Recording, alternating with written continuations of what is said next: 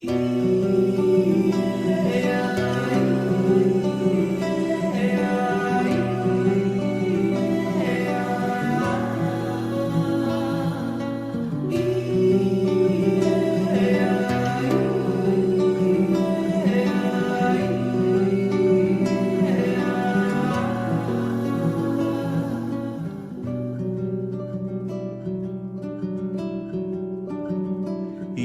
dos rios, teu ar de menina, menina de fogo, é feitiço no ar. Diz muito da fêmea, da essência cabocla, que lindo lampeja no jeito de olhar.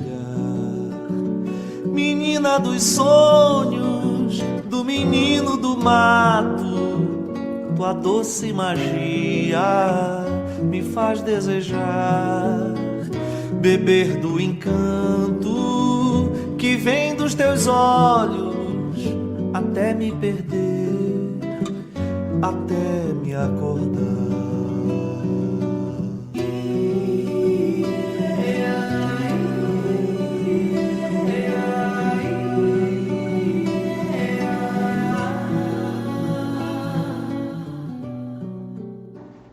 Bem-vindos a mais um podcast de lendas amazônicas. Hoje apresentaremos o segundo episódio, A Lenda da Mãe d'Água, e será dividido em 4 momentos.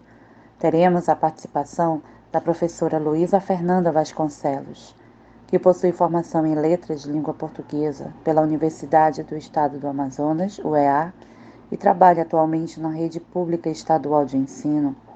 Também possui um canal no YouTube voltado para as aulas remotas, que se chama É Só Pro Sétimo, e um blog com o mesmo nome do canal, com atividades e textos para que seus alunos se aprofundem mais no assunto. Bem-vinda, professora. Muito obrigada, Joelma. Bom dia. Bom dia. O diálogo se dará, no primeiro momento, contextualização sobre o imaginário na cultura amazônica, falar um pouco sobre esta floresta de símbolos, mitos e lendas, os principais escritores e obras sobre lendas. No segundo, a caracterização da lenda da Mãe d'Água na cultura amazônica, do simbolismo que ela traz, a Mãe d'Água como a sereia indígena. Em terceiro, as imagens semióticas na lenda da Mãe d'Água, a imagem do rosto e sua beleza, do rosto iluminado, a imagem da cabeleira, da cauda de peixe, a imagem do canto, imagem do rio e da água, Eros e Thanos, e no quarto momento, uma discussão breve sobre a lenda na cultura amazônica, a importância e o significado como identidade cultural, também das práticas pedagógicas. E por fim, dicas de leitura e prévia do próximo episódio. Fique conosco. Nesse primeiro momento, faremos a contextualização sobre o imaginário na cultura amazônica, nessa floresta de símbolos. Falar da Amazônia, dessa ampla cultura que guarda inúmeros tesouros, é importante. Aqui nesse cenário exuberante vive um povo simples e possui uma identidade que é só sua. E nela está expressa os mistérios que a rodeiam, nos seus rios, nas florestas, nos animais.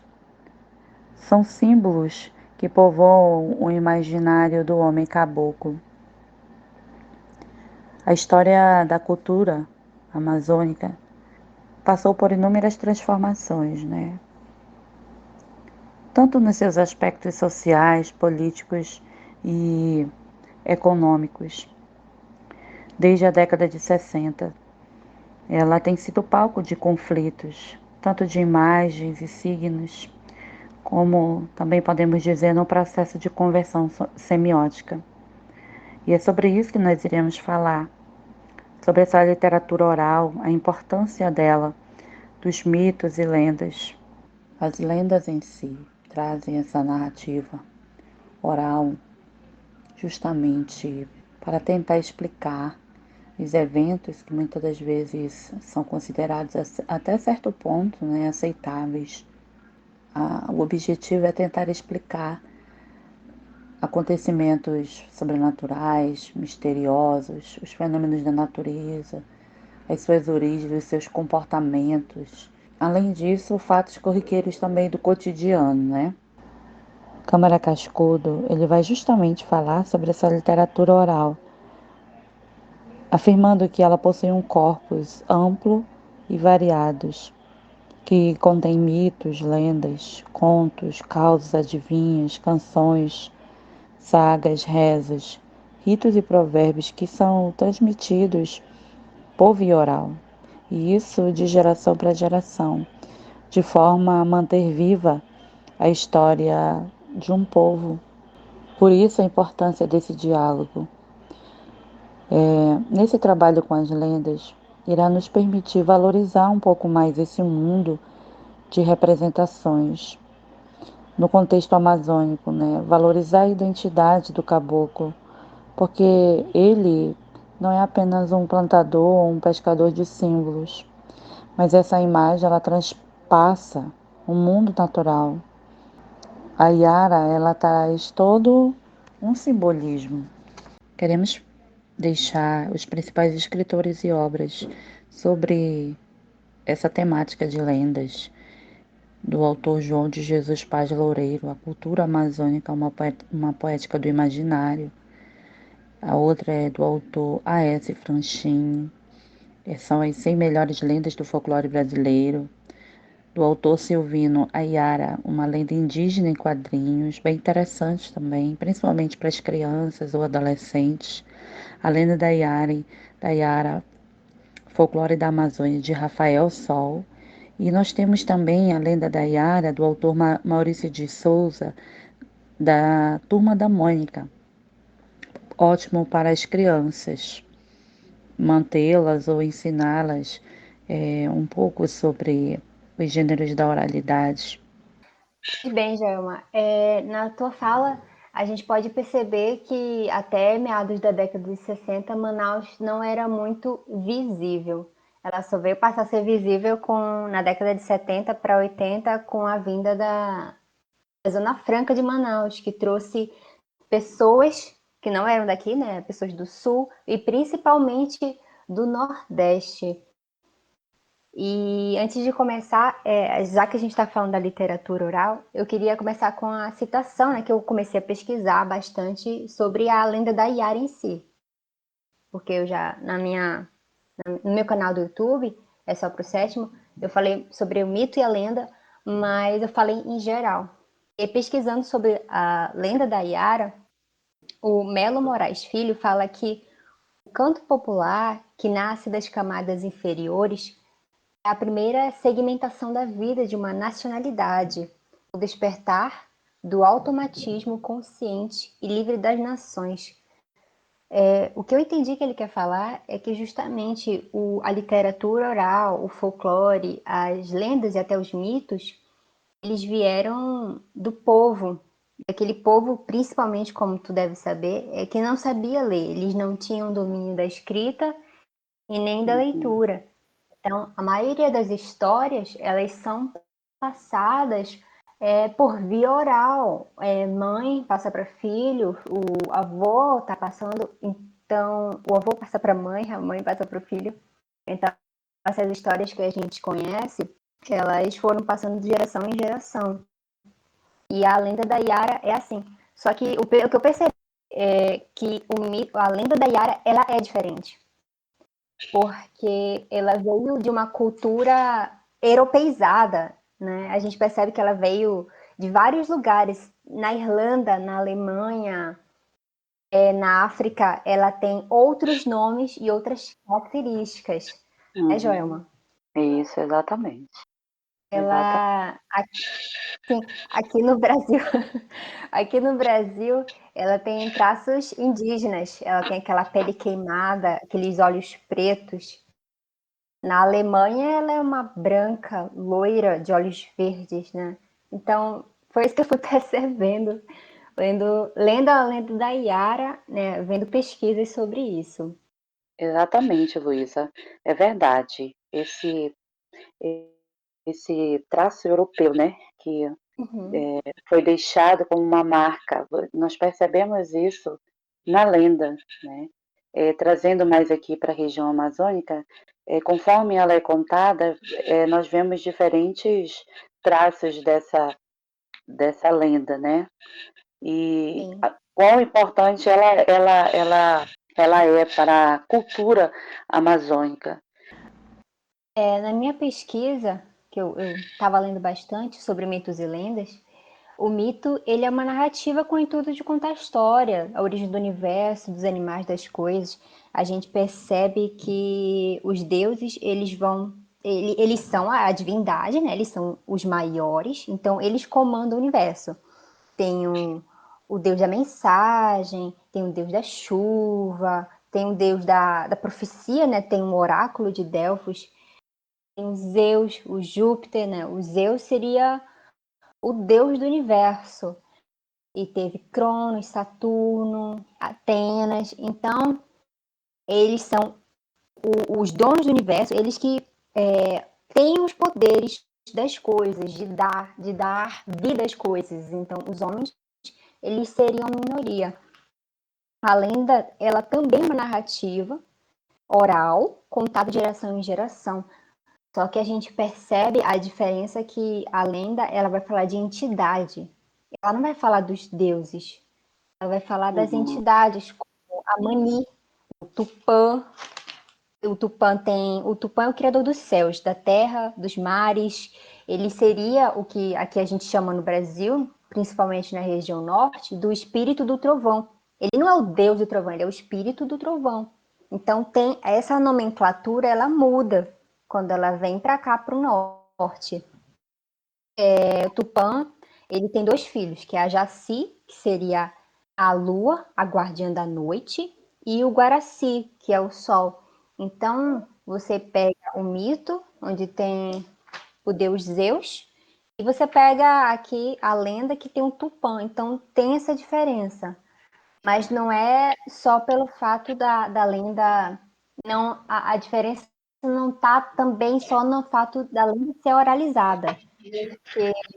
O folclore também é oralizado. E ele também foi escrito, porque você precisava registrar as histórias. Então, para registrar as histórias, eles tiveram que escrever.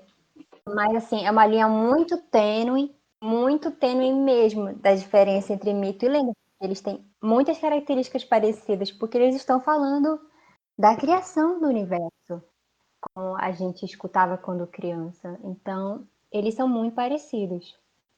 E, desculpa, eu esqueci uma coisa aqui, é que não existe, a gente costuma na escola, na universidade, eu percebi que ele só, em relação ao mito, a gente só conhece o mito grego. E isso é muito triste, porque existem vários mitos. Existe o mito etíope da criação, tem a própria Bíblia, o Gênesis, ele fala da criação da mulher e do homem, então existem vários tipos. A, o mito, a lenda da criação da mulher, é do povo Teneteara, que fica mais ou menos ali no Maranhão. Então, existem vários diversos, então é só pesquisar. Então, não, eu só quero frisar que não existe só o mito grego. O próprio Thor, né? Ele é o do mito nórdico. Então, acho que só por causa dos filmes que todo mundo, a maioria das pessoas está conhecendo, além do mito grego. Frisando o que a Luísa falou sobre todo esse simbolismo que a Yara tem, que foi se transformando ao longo dos tempos, né? Através de traços e europeizados que foram agregados nas lendas indígenas. Ao longo dos anos, essa lenda ela foi se transmutando e ganhou novas características, né, que podemos perceber hoje que compõem a lenda que nós conhecemos. Nesse segundo momento, vamos falar um pouco sobre a caracterização das lendas, principalmente as existentes na região amazônica, como é a lenda da Mãe d'Água. A lenda da Mãe d'Água, na história da cultura amazônica, ela é carregada de simbolismo e povoa, né, o imaginário das pessoas, tanto da cidade quanto dos interiores. Porque ela é um ser que vive no fundo dos rios, daí já está o seu encanto.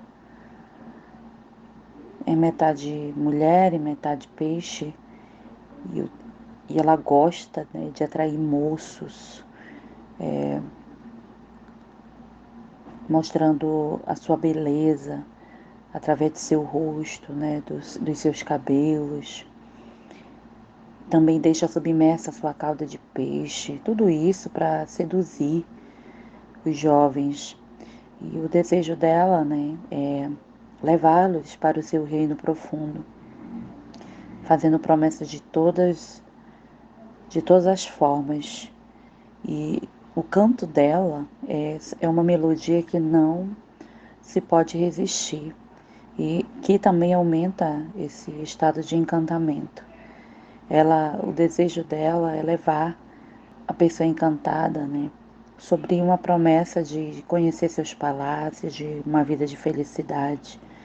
E disse que aquele que viu o rosto dela uma única vez não pode esquecer.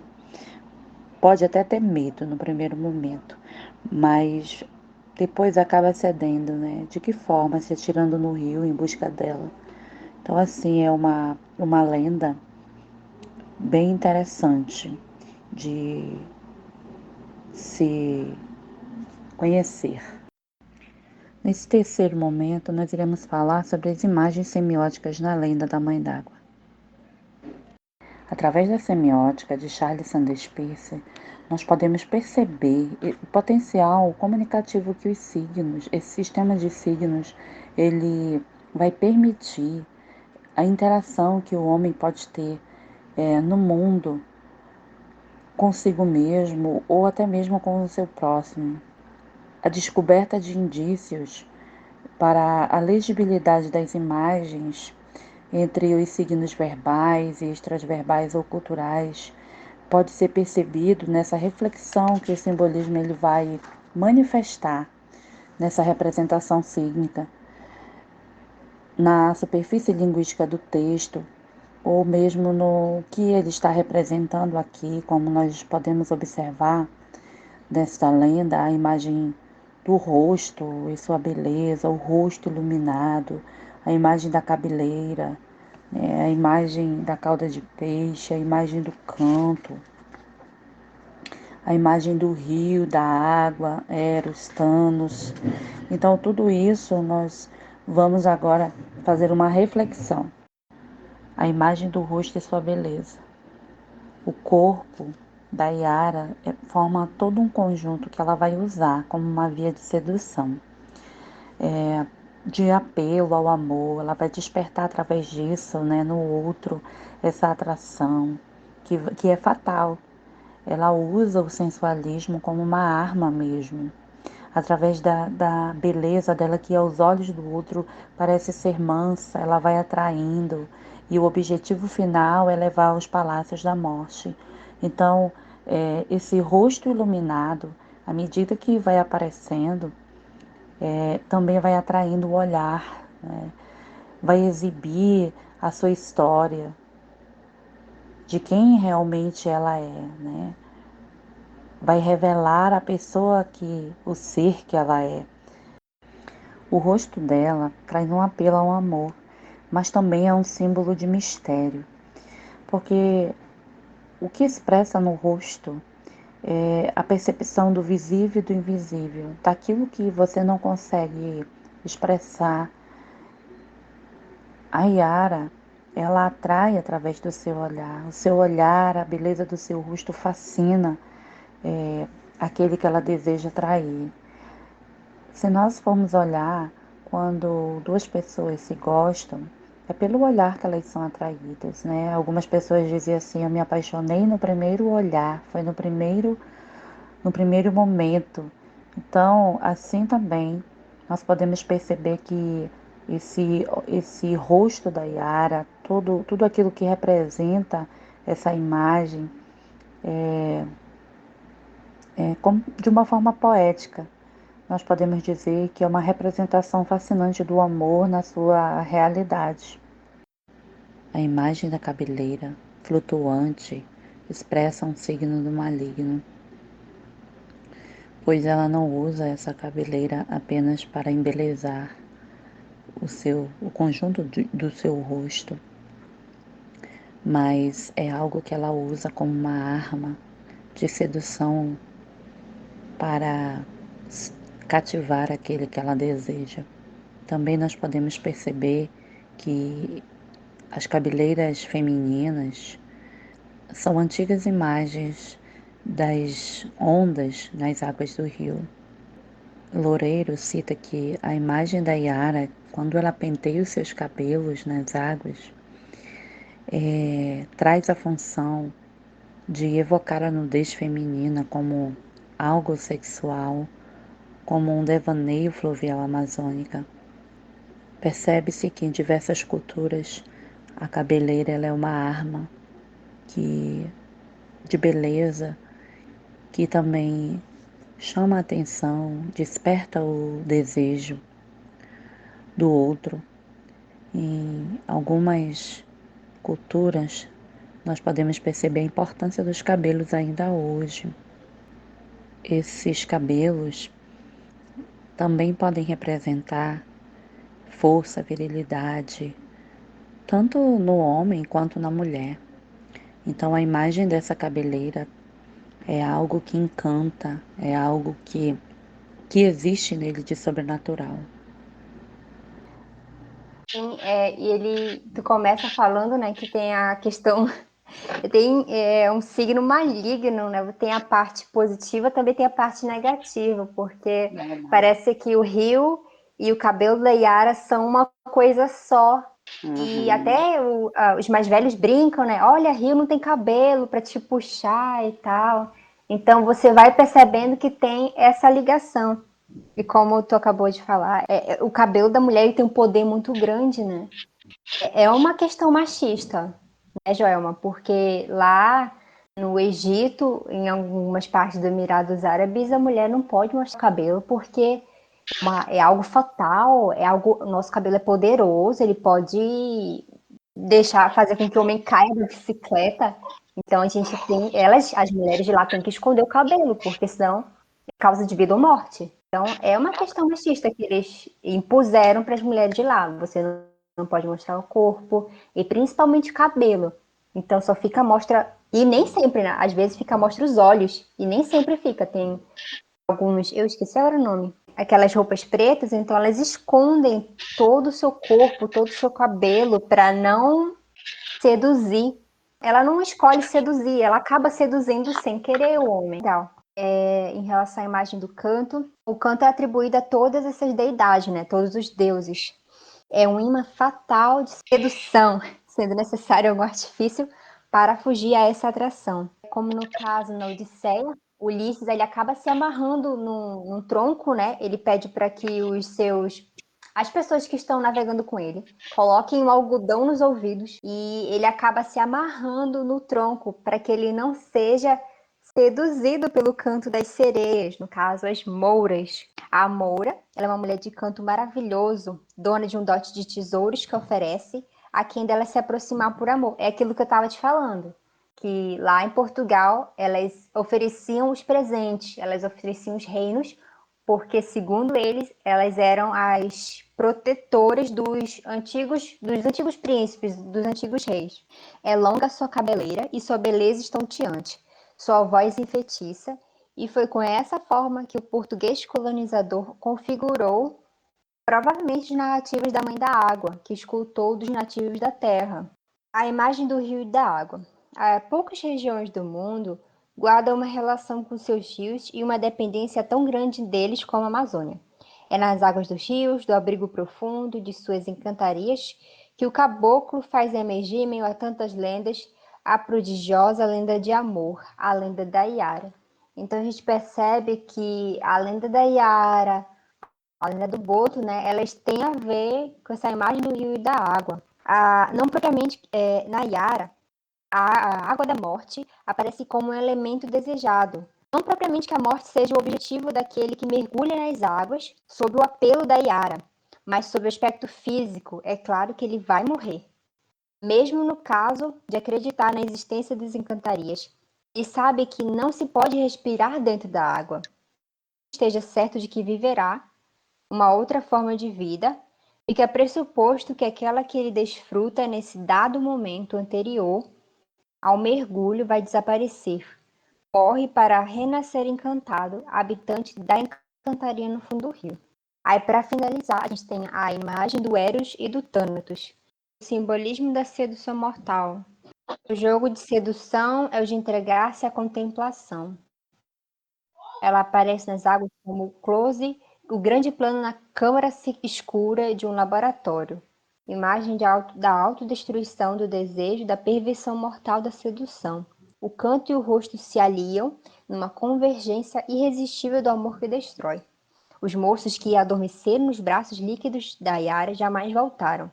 São os grandes desaparecidos, os habitantes de uma ausência irremediável.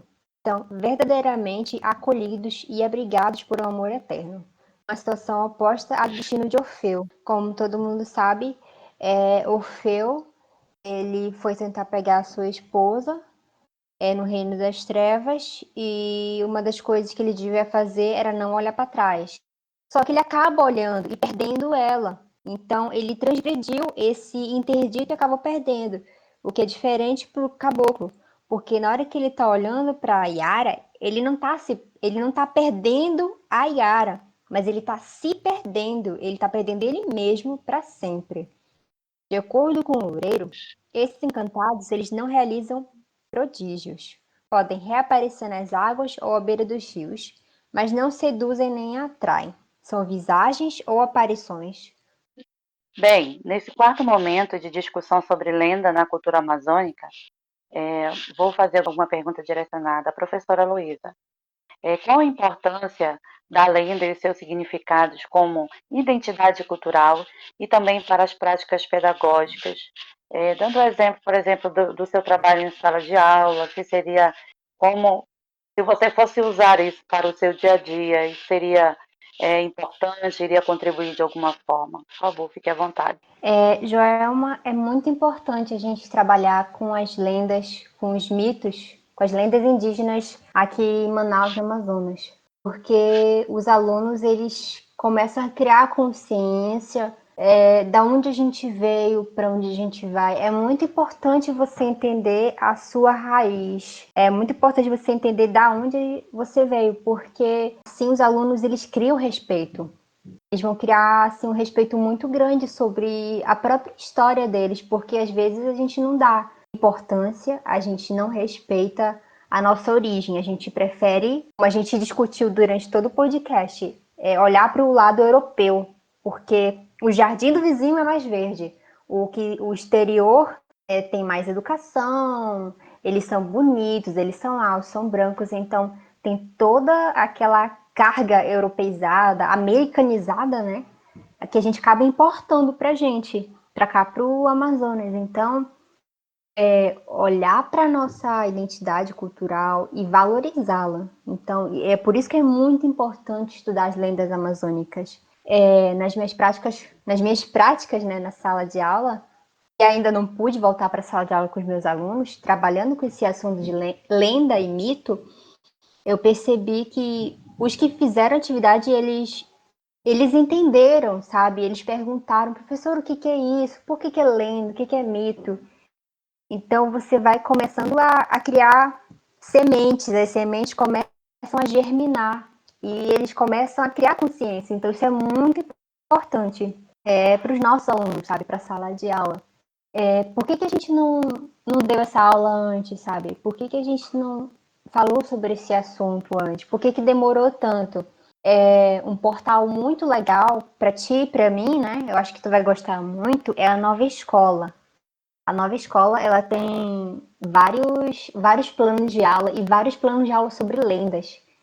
E lá eles trabalham de uma forma muito didática e muito legal. Então, Nas minhas aulas, eu só consegui passar os vídeos por causa do material da nova escola. Eu comecei a pesquisar, comecei a ler e trabalhar com os meus alunos de uma forma bem didática e bem legal, sabe? Não aquela forma mecanizada.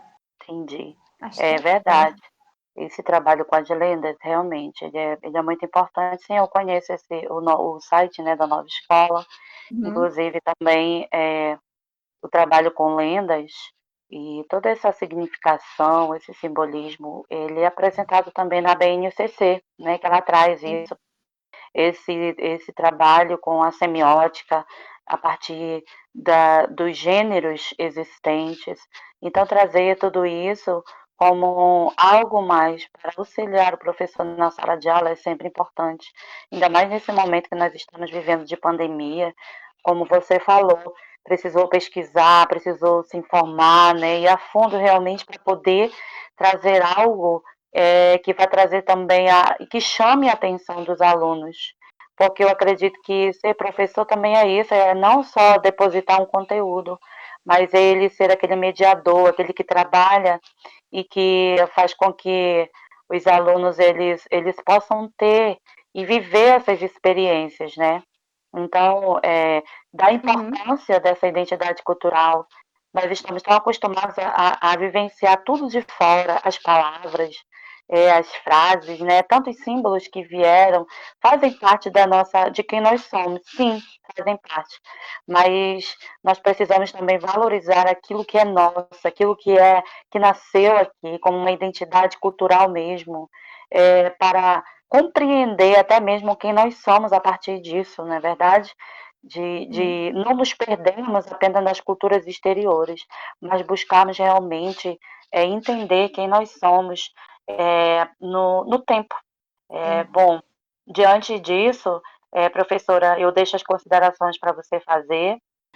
Eu só tenho a agradecer, João, pelo convite, para eu estar dando visibilidade para o meu trabalho e para esse assunto, que são as lendas e os mitos indígenas. E é isso. Vejam o meu canal, é só para o sétimo. Eu ainda vou publicar mais aulas, mas é que meu celular ficou com um problema. Mas tem o blog, lá tem atividades, tem textos sobre as lendas. Muito obrigada mesmo pelo convite, Joelma. Eu que agradeço, querida, por sua participação. Agradeço realmente, você nos auxiliou muito. Eu acredito que esse registro ele vai ficar assim marcado, né, porque para mim já marcou bastante. Então, obrigado pela sua participação. E eu quero deixar aqui as dicas de leitura e prévia do próximo episódio. Eu já falei no início sobre algumas dicas, mas eu gostaria de reiterar a Yara, uma lenda indígena em quadrinhos, do autor Silvino, da Turma da Mônica, do Maurício de Souza, que fala sobre as lendas brasileiras, e a lenda da Yara no folclore da Amazônia, de Rafael Sol. O próximo episódio de podcast nós apresentaremos a lenda do Boto. Esperamos você até lá. Obrigada.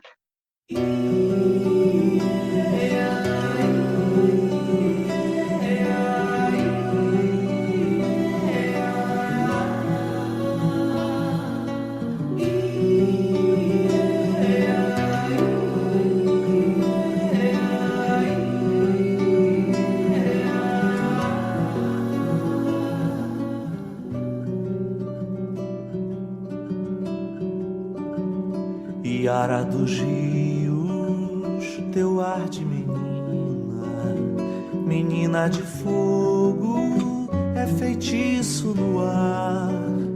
Diz muito da fêmea, da essência cabocla, que lindo lampeja no jeito de olhar. Menina dos sonhos, do menino do mato, tua doce magia me faz desejar beber do encanto que vem dos teus olhos até me perder, até me acordar.